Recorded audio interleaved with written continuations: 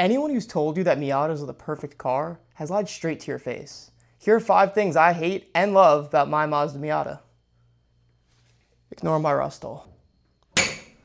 Let's start in the engine bay, shall we? This 1.6 liter naturally aspirated motor leaves a ton to be desired. With most of these cars cranking out less than 100 horsepower off the assembly line, there is no surprise that number 1 on my list is a lack of power. Now, while you can fix this problem pretty easily on these cars by slapping on a big old spinny boy, you're going to be throwing thousands of dollars at the car and, in all honesty, giving it issues for the rest of its life. Your other option is to go with a motor swap, but from what I've seen, to do a case swap on this car is $8,000 on the low side, so at that point you could just buy an S chassis. Ooh, but the car is so lightweight, it doesn't even matter. Go ahead and merge onto an American highway with 4 lanes and traffic moving 75 miles an hour plus. You will shit your pants. Now, speaking of highway driving, with the storage that the Miata offers, I wouldn't exactly call it a road trip car. With no back seat, you'll find yourself throwing stuff on the passenger seat floor pretty often. So if you have a passenger, good luck. And don't even think about keeping stuff in your trunk because water will get in, and this is where you got to keep your tools, because that brings me to my 3rd thing, and that's its reliability. While my Miata has been a tank, and I do drift it, it's left me on the side of the road more times than I'd like to admit, so you definitely want to keep a toolkit in the back. The Miatas are notorious for their weak clutches and very, very weak radiators.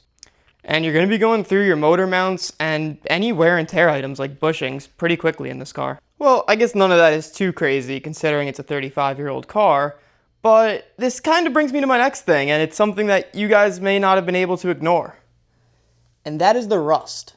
I want you to look on Facebook and tell me that you could find a Miata without any rust. You're not going to be able to. These cars are insanely prone to rust. The only ones you'll see without it have been kept in a garage, and if you're looking to buy it, good luck spending $14,000. That's my next talking point. What the hell's up with the price of these things recently? You can't find one in somewhat good condition for under $9,000. I remember 4 years ago you'd look for one of these and you're thinking it's a little overpriced if you're spending $4,000, but I guess that's the way the market goes, and I guess that's the drift tax. I think that was 5 things, but if it's not, I'll hear about it in the comments. So now we're finally up to talking about what I really want to get into. And that's 5 things I love about this car. I'm going to start in the exact spot that I started for the 5 things that I hate. And that's its power. For anyone that's ever said that these things aren't fun because of their horsepower, has never driven one. You can push this car to its absolute limit and still not get a speeding ticket. And for its low horsepower, you could still have a pretty fun time. Cue the drifting montage.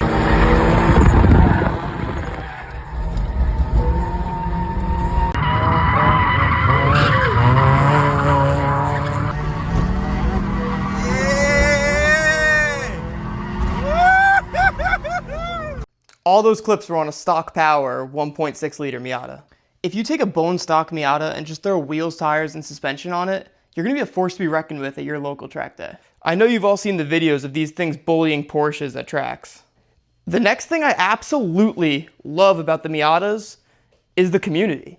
Now, I don't know if you've ever heard the saying, but it kind of goes, if you could think about doing it to a Miata, it's probably already been done. Now, there are entire forums based off just LS swapping these cars. I've seen everything done to these. I've seen lifted Miatas. I've seen, well, obviously drift Miatas. Like, the community for these things, it's just insane. It's seriously crazy how many times I've had an issue with this car, and I solved it within 30 minutes based off reading a forum of some guy who had the same issue like 10 years ago. If you have any questions while working on these cars, there are countless Facebook groups and Reddit groups that you could go into, and you'll get a response, usually within the same day, from people who have been working on these cars their whole lives. Speaking of working on these things, the next thing I absolutely love is the affordability.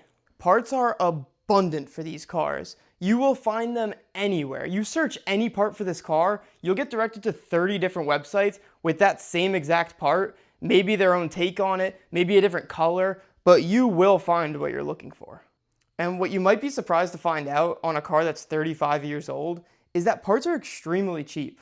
You're spending pennies on the dollar for what people are spending for parts for their RX-7s, S-chassis, Skylines. It's a Miata. I mean, come on. The next thing I love about this car is its handling. This thing literally feels like I'm driving a go-kart.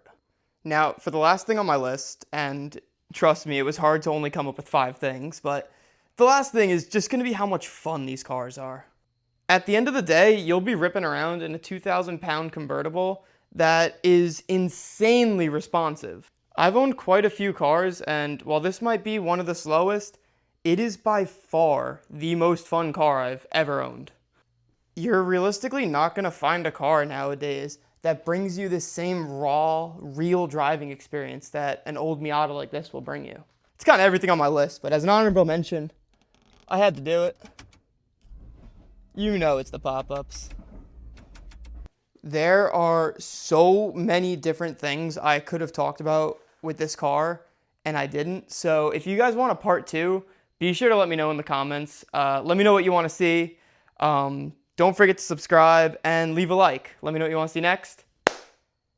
That's a wrap.